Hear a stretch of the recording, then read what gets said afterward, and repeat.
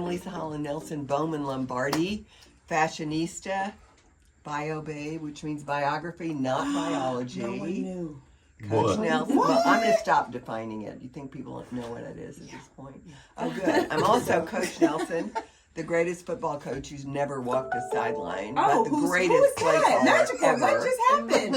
Somebody's phone just went off. Is that my phone? Okay. Ain't mine. No, Ain't it's not mine. the phone. Oh it's my the, God. It was the computer. Computer, right? Yeah.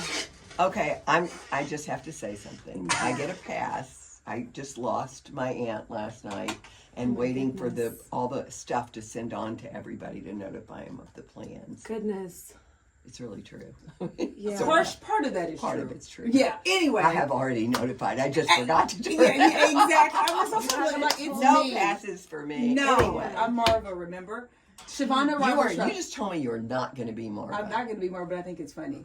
I'm Shavonnah Schreiber, the other half of Culture Club HTX, the executive producer, the eighth wonder of the world, the parliamentarian who's having a rough go at it. Lovely's 100% out of control.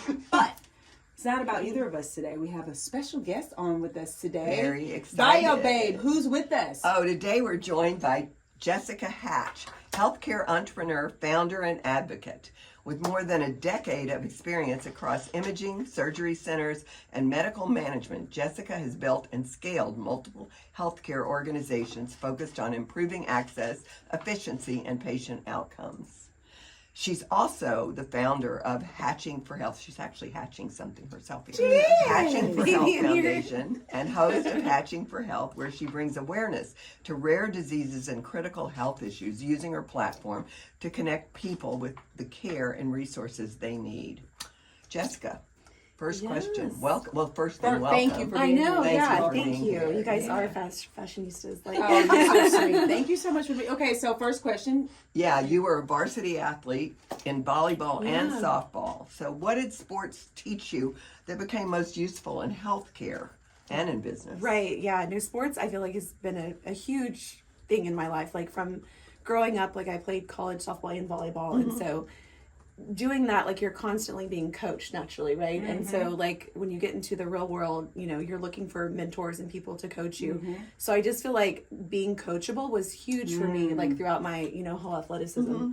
And, you know, you're basically going out there and, you know, performing essentially on a day-to-day basis, like as an athlete, and you know you need somebody to coach you. Like you should know this, right? You're a coach. Like, I've been coached all my life, whether I wanted it or And not. it's And like- never on much of a team.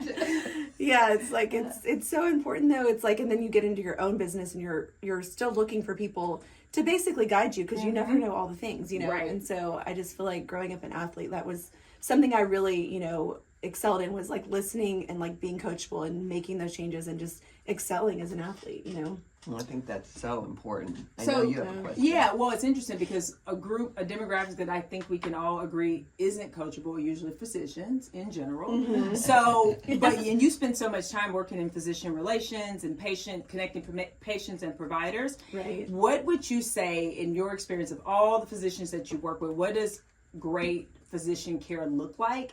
And, you know, have you worked with physicians that were coachable, like in your practices and work? Right. I think, you know, with physicians, they're so diverse, right? I mean, from neuro, you know, surgeons all the way to like podiatrists to radiologists. So I started off in the field of recruiting radiologists, which they're a very different, you know, breed than a typical doctor that's face to face with patients every day. Yes. And so me understanding like those type of things as I navigated like the relationships with, from a cardiologist to a pediatric doctor, like all the things really, because it's been very broad.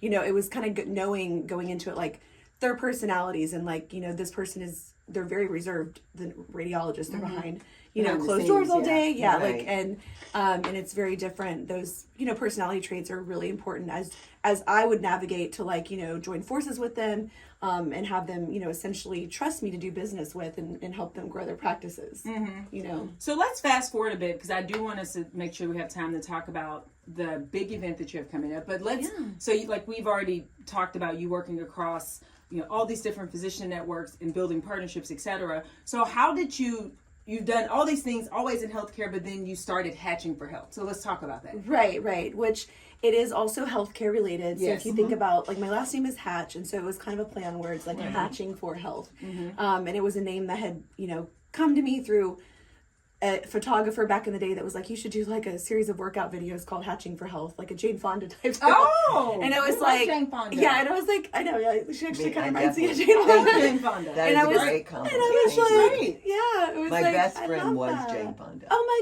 gosh. Not really her, but I was like, what? She resembled her. Yeah, What are you talking about? Yeah, so like, obviously like, 20 years ago maybe now. But it was like, oh my God, I love that idea. And so I just I didn't proceed with that, but I hung on to the name Hatching Yes. for Health.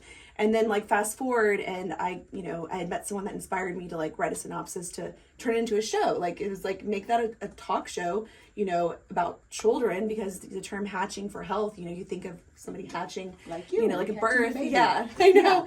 And so because of that, like we ended up kind of putting that together, and I was like, I have so many resources with physicians, because every episode we try and incorporate an expert opinion, which is typically, a doctor. Like we've also had, physical therapists, speech pathologists, like other, medical type providers, but it's usually somebody that's an expert in what that child's going through, And so the idea, and just correct me if I'm wrong, so you are helping amplify the stories of children who have rare diseases. Yeah. And you're working with those specialists in whatever field to help people understand what it is, how they can help, etc. Exactly. Is that right? Yeah, Okay. yeah, Got it. exactly.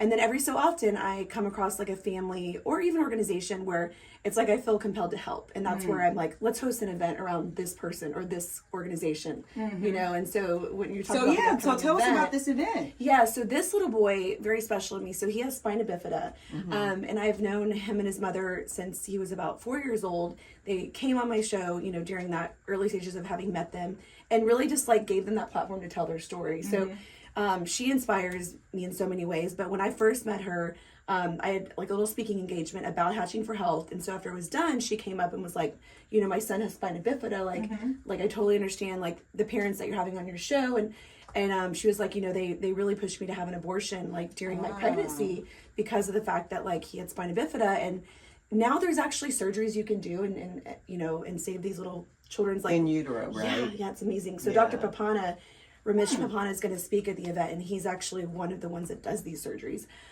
She was given that option, but medically speaking, like she had a bit of a complexity where she couldn't do it, but she's like, it's okay, like I'm going to proceed. And so, and then just seeing this little boy and like he's like the light of her life. She has 5 kids, but I'm just like, wow, like I couldn't imagine you not having him. And it's just like, so that alone is like really special that she, progressed and like, had the child, and then she's, living with the medically complex community now, and it's so much work on them. I mean, he's 9 years old now, and like transportation is a huge issue.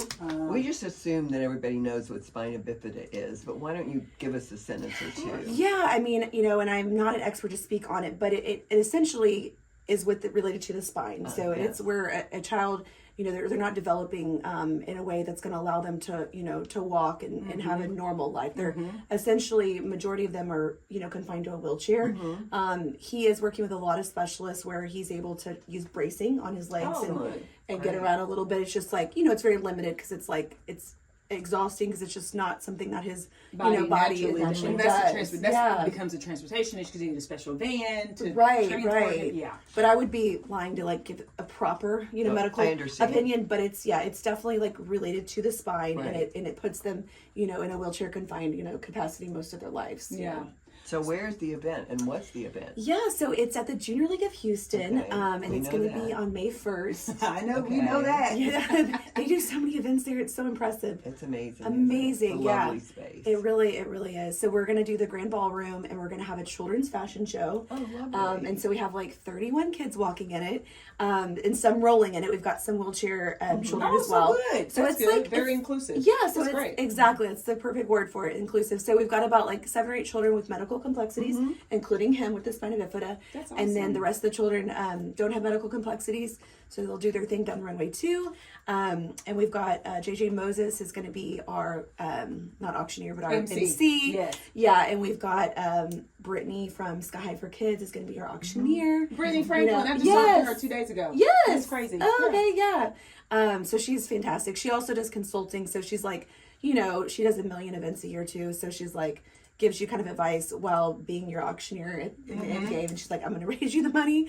You know, I'm not getting off the stage until I do, you know. So, but she's definitely got all of the experience we need. And it'll be a beautiful thing. Like the beginning will be a cocktail hour for, or actually hour and a half. Is it lunch or?